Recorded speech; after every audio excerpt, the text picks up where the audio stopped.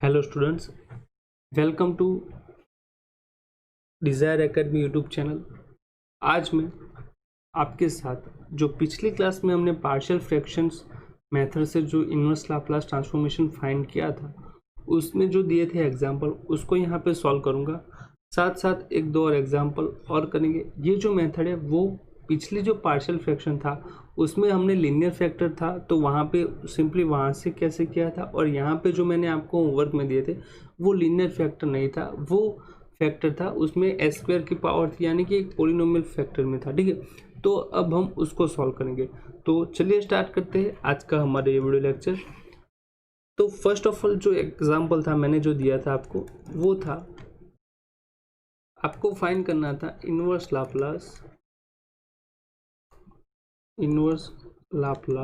Of s plus 4 upon s into s minus 1 upon S square plus 4। ठीक है, इसका आपको क्या करना था, इनवर्स लाप्लास ट्रांसफॉर्मेशन फाइंड करना था। तो आपको जो फंक्शंस था वो था s plus 4 upon s into s minus 1 upon S square plus 4। तो आप कैसे लिख सकते हैं, तो यहाँ पे मेरे पास जो फंक्शंस है वो ये जो लीनियर है, ये भी लीनियर है, और ये जो है वो डिग्री 2 का पोलिनोमियल है। तो मैं क्या करूँगा, जो लीनियर फैक्टर है उनकी जो मेथड्स है वो है a अपॉन एस और b अपॉन एस माइनस 1, और जो पावर 2 की अगर पोलिनोमियल है तो उसके लिए जो मेथड्स है वो है सी एस प्लस डी वाला, और उसके लिए हमारे पास यहाँ पे है एस स्क्वायर प्लस 4। ठीक है, ये मेथड है। तो दूसरी ये हो गया। अब हमें क्या करना है, पार्शियल फ्रैक्शन को सॉल्व करना है। तो मैं क्या करूँगा, यहाँ पे देखिए एलसीएम लेंगे फिर इक्वेशन को सॉल्व करेंगे, तो वहाँ पे भी हम कर सकते हैं, वो हम करेंगे। तो ये हो जाएगा हमारे पास a इंटू एस माइनस 1 और S square plus 4 plus b into s square plus 4 plus c S plus d into यहाँ पे है s into s minus 1 upon में आएगा s minus 1 and s square plus 4. So this is s plus 4 upon s into s minus 1 and s square plus 4. So ये जो denominator है उसके terms यहाँ से कैंसिल हो जाएंगे, हमारे पास बचेगा s प्लस 4 इक्वल टू, अगर यहाँ से थोड़ा सा सिंप्लीफिकेशन करें तो हमारे पास आएगा s cube plus 4s minus S square minus 4 plus ये हो जाएगा b s cube plus 4s, ये हो जाएगा सी एस प्लस डी है। यहाँ पे अगर मैं इसको मल्टीप्लाई करूँ तो मेरे पास बचता है एस स्क्वायर माइनस एस, तो ये हो जाएगा c s cube minus c s square, और ये हो जाएगा d s square minus d s. ठीक है, ये हो जाएगा। अब हम एक दो जो स्टेप्स है और करेंगे कि भाई कैसे यहाँ से एस क्यूब का कौन सा कोफिशिएंट आता है। तो एस क्यूब का अगर देखा जाए तो हमारे पास कोफिशिएंट आएगा a plus b plus c s cube. S square का अगर देखा जाए तो मेरे पास आएगा माइनस ए एस स्क्वायर का। देखते हैं, यहाँ पे एस स्क्वायर का टर्म्स नहीं, यहाँ पे देखा जाए तो वो है माइनस सी इंटू एस स्क्वायर। फिर हम देखेंगे कि एस का कौन सा कोफिशिएंट है। तो यहाँ से देखिए मैं यहाँ से कैसे निकाला, भाई ए जो है वो इसके साथ मल्टीप्लाई होगा तो मेरे पास आएगा 4as, यहाँ पे होगा तो 4bs, यहाँ पे तो एस का कौन सा है, ये है, तो वहाँ से इस तरह से बनेगा। तो अब ये जो है plus 4a plus 4b minus D into S, और देखिए कि कांस्टेंट टर्म्स कौन सा है, तो वो है हमारे पास सिर्फ माइनस 4a जो कि निकल गया था यहाँ से, बाकी कोई कांस्टेंट टर्म नहीं है। तो ये था हमारा, यहाँ पे था s प्लस 4। नाउ अब हमारे पास यहाँ से 3 इक्वेशन आएंगे, उनको हम सॉल्व करेंगे। दूसरी जो मैंने यहाँ पे बात की थी कि अगर लीनियर फैक्टर है आपका और आपको ए फाइंड करना है, ठीक है, अगर मुझे यहाँ पे ए और बी फाइंड करना है तो कैसे फाइंड करेंगे, तो वो भी हमें यहाँ से आसानी से मिल जाएंगे। तो फर्स्ट ऑफ ऑल जो हमने अब तक यहाँ पे किया है उसी का हम यूज़ करेंगे। अगर मुझे ए फाइंड करना है, ठीक है, ये जो मेथड है, ये जो स्टेप है थोड़ा सा इंपॉर्टेंट है, आपको बहुत ही काम आएगा। अगर मुझे क्या करना है, ए फाइंड करना है, ठीक है, तो फाइंड ए के डिनोमिनेटर में कौन सा टर्म्स है, एस है। सो मैं क्या करूँगा, एस इक्वल टू 0 पुट करूँगा। ए अगर फाइंड करना है तो उसके डिनोमिनेटर में जो भी टर्म है वो आपको क्या करना है, 0 पुट करना है, ठीक है। और जो ये आपका फंक्शन है एफ ऑफ एस, ये जो फंक्शन है उसमें क्या करना है, एस इक्वल टू 0 पुट करना है। वहाँ पे पुट करना है जहाँ पे ये टर्म्स जो है वो डिफाइन हो पाए, वैलिड हो पाए। इसका मतलब क्या हुआ कि ये जो टर्म्स है एस, वहाँ पे अगर एस इक्वल टू 0 पुट करूँगा तो वो डिफाइन नहीं हो पाएगा। तो मैं क्या करूँगा, एस के लिए एस इक्वल टू 0 पुट नहीं करूँगा। इसका मतलब क्या हुआ कि आपको जो भी वैल्यू पुट करनी है उसकी हम यहाँ पे वैल्यू पुट नहीं करेंगे, ठीक है। एफ ऑफ एस में वैल्यू पुट नहीं करेंगे। सो मेरे पास अब क्या आएगा, देखिए ये आएगा मेरे पास ए इक्वल टू, यहाँ पे ये जो फंक्शन है उसमें मैं क्या करूँगा, एस इक्वल टू 0 पुट करूँगा, दैट इज 0 + 4 अपॉन, यहाँ पे ये तो हमें पुट नहीं करनी, क्यों, क्योंकि हमने एस इक्वल टू 0 तो क्या किया, डिफाइन किया। अगर मैं एस इक्वल टू 0 की वैल्यू अगर पुट कर देता हूँ तो ये क्या हो जाएगा, 0 डिनोमिनेटर में हो जाएगा, तो वो तो डिफाइन नहीं होता। तो मैं यहाँ पे एस इक्वल टू ये जो है वैल्यू पुट नहीं करूँगा।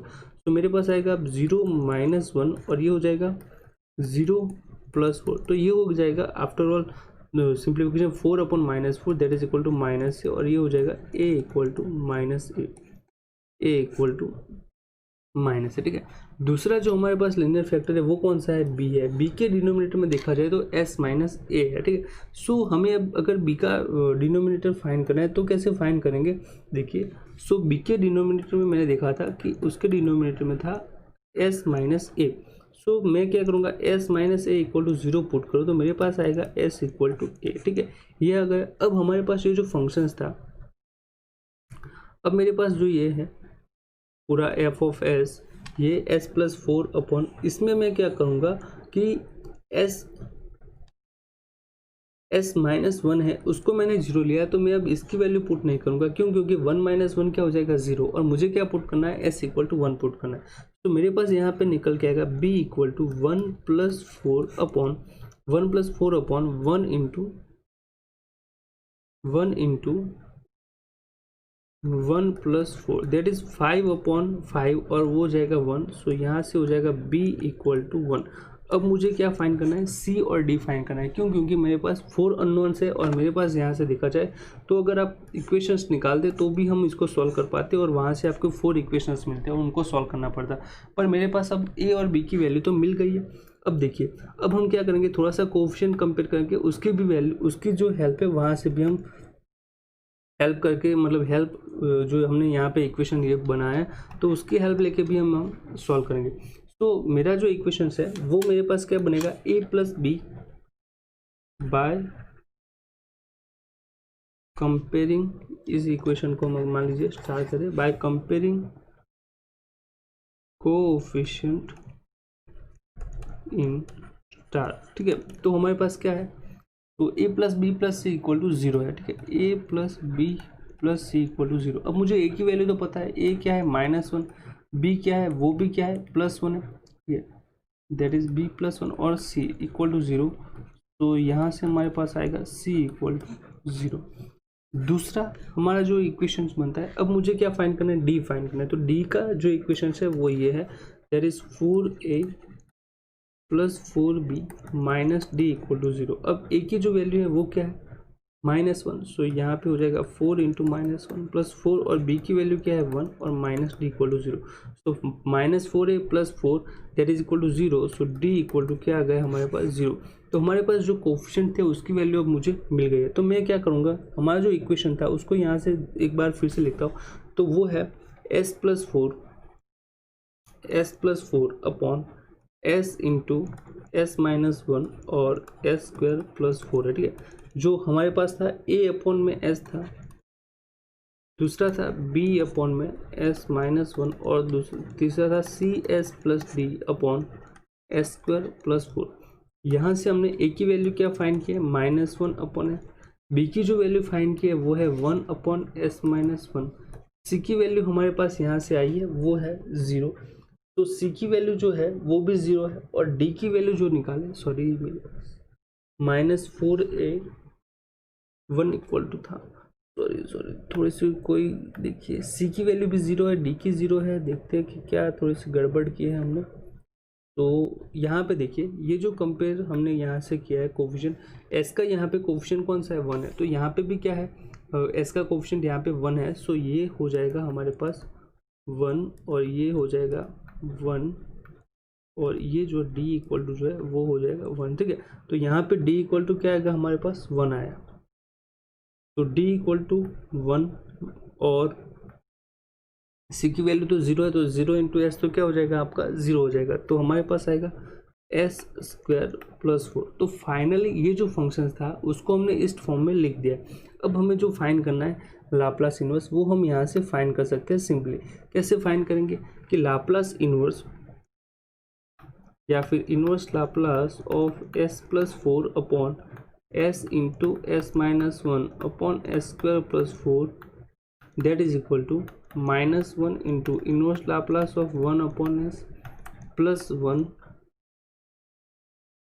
1 यहाँ पे inverse Laplace of 1 upon s minus 1 plus inverse Laplace of 1 upon, यहाँ पे जो 4 है उसको मैं लिख सकता हूँ 2 स्क्वायर, ठीक है। तो यहाँ पे अब हम डायरेक्टली फॉर्मूला अगर अरेंज करें तो वो हो जाएगा, ये 1 अपॉन एस का इन्वर्स लाप्लास होता है 1, और ये जो है वो e power minus t e power वो जो है प्लस टी आएगा ई पावर टी, और आएगा Laplace inverse of 1 upon s, और ये हो जाएगा आपके पास फॉर्मूला है sine a t upon a वाला, यानी कि sine 2t upon 2। So this is the -1 plus e power t Laplace inverse of 1 by s is again 1 plus sine 2t by 2।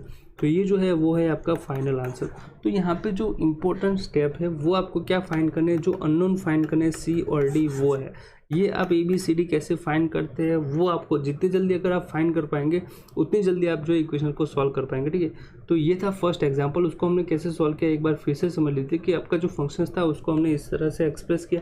दूसरी बात ये कि अगर आपके पास एस स्क्वायर प्लस 4 वाला अगर कोई फंक्शन होता है, ठीक है, अगर आपका जो फंक्शन है वो एस स्क्वायर प्लस 4 वाला होता है तो हम उसके लिए सी एस प्लस डी का यूज़ करेंगे। और यहाँ पे जो लीनियर फैक्टर होते हैं उसके लिए हमने जो यहाँ पे यूज़ किया है कि s इक्वल टू को कंपेयर कर देखा है, यानी कि जो डिनोमिनेटर है उसको हम क्या करते हैं, डिनोमिनेटर को कंपेयर करते हैं और उसके बाद इसके इक्वल टू में 0 पुट कर देते हैं। तो डिनोमिनेटर इक्वल टू क्या करना है, 0 लेना है, किसके लिए, जहाँ पे आपके फैक्टर कौन से हो, लीनियर फैक्टर, तो वहाँ से आप आसानी से फाइंड कर सकते हैं। अब देखते हैं नेक्स्ट एग्जाम्पल जो मैंने आपको यहाँ पे दूसरा एग्जाम्पल जो मैंने आपको दिया था होमवर्क में वो था, दैट इज एग्जाम्पल था आपको फाइंड करना था Laplace inverse of Laplace inverse of S square S upon S square plus 1 and S square plus 4, ठीक है। आपको इसका लाप्लास इनवर्स फाइंड करना था, तो मैं यहाँ पे लिखता हूँ डायरेक्टली। तो मैं इसको कैसे कर सकता हूँ, ए यहाँ पे देखिए जो फर्स्ट है वो भी क्या है, एस स्क्वायर प्लस 1 है।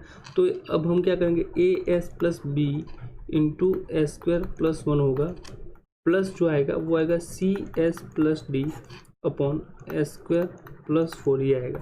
तो यहाँ से अब अगर हम एलसीएम ले लेते हैं तो मेरे पास क्या बचेगा, a S plus b upon into s square plus 4, और यहाँ पे है c S plus b into यहाँ पे आएगा आपका एस स्क्वायर प्लस 1, और डिनोमिनेटर में जो है वो है S square plus 1 into s square plus 4।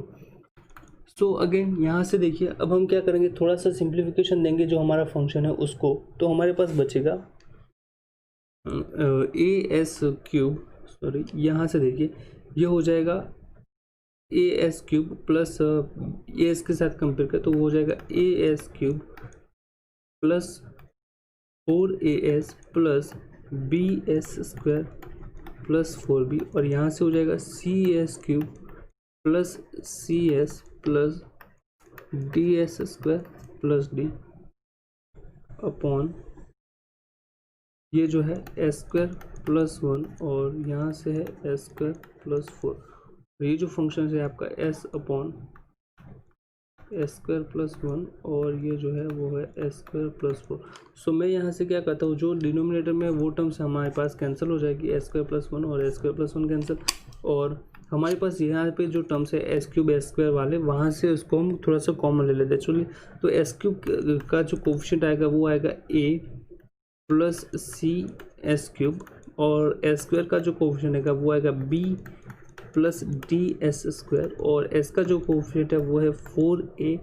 यहाँ से अगर देखा जाए तो 4a प्लस सी इंटू एस आएगा, और जो कांस्टेंट टर्म्स है वो क्या है हमारे पास, वो है सिर्फ d, यहाँ से 4b और d, तो 4b plus d equal to s, और दूसरा यहाँ पे जो एस क्यूब का जो है कोई कोफिशिएंट नहीं है, तो हमारे पास क्या आएगा a plus c equal to 0। अब हम क्या करते हैं, कंपेयरिंग कोफिशिएंट, ठीक है, हम करते हैं कंपेयरिंग कोफिशिएंट। तो a plus c equal to 0। Now b plus d equal to भी क्या है, 0 है। दूसरा देखा जाए तो 4a plus c equal to क्या है हमारे पास 1 and 4b plus d equal to क्या है 0 है। तो यहाँ से a इक्वल टू क्या है माइनस सी आएगा, यहाँ से देखा जाए तो b इक्वल टू क्या आएगा minus D. So a equal to minus C, उसकी वैल्यू अगर मैं यहाँ पे पुट करूँ तो मेरे पास आएगा a equal to 3a equal to 1। So 1a equal to 1/3, ठीक है। सो यहाँ पे अगर a इक्वल टू 1 है तो मेरे पास आएगा c equal to minus 1/3। Again b equal to क्या है मेरे पास माइनस डी है, तो अगर मैं यहाँ पे पुट करूँ तो 4b minus b equal to 0। So p equal to यहाँ से क्या आएगा मेरे पास 0 आएगा, और उसकी वैल्यू अगर मैं यहाँ पे पुट करूँ तो मेरे पास d की वैल्यू भी क्या आ जाएगी 0 आ जाएगी। तो इस तरह से हम क्या कर सकते हैं, कोफिशिएंट कंपेयर करने के बाद थोड़ा सा जो है वो सिंप्लीफिकेशन कर सकते हैं हमारा जो फंक्शन है उसका। अब मैं यहाँ पे क्या करूँगा, इसकी वैल्यू जो है हमारा जो इक्वेशन था उसमें हम पुट करेंगे, और जो फाइनल इक्वेशन बनता है वो देखेंगे कि उसका हमें क्या करना है, इनवर्स लाप्लास ट्रांसफॉर्मेशन फाइंड करना है। मेरे पास जो फंक्शन था वो था s upon S square plus 1 और एस स्क्वायर प्लस 4, उसके था A S plus C upon S square plus 1, sorry A square plus B, और यहाँ पे था C S plus D upon S square plus 4। Now A की value क्या है मैंने जैसे फाइंड की है यहाँ से। सो ए की वैल्यू है मेरे पास यहाँ पे 1/3, तो 1/3 इंटू एस, और बी की वैल्यू क्या है 0 है, तो एस स्क्वायर प्लस 1 प्लस यहाँ पे देखिए सी की वैल्यू क्या है आपके पास माइनस 1/3 इंटू एस, और जो है वो क्या है एस स्क्वायर प्लस 4 है। तो इसका अगर हम सिंप्लीफिकेशन दे दें तो वो हो जाएगा 1/3 कॉमन, यहाँ से आएगा S upon S square plus 1 minus S upon यहाँ से आएगा एस स्क्वायर प्लस 4। सो अब मुझे अगर इनवर्स लाप्लास फाइंड करना है किसका, S upon S square plus 1 into s square plus 4 का, तो मैं फाइंड करूँगा इनवर्स लाप्लास ऑफ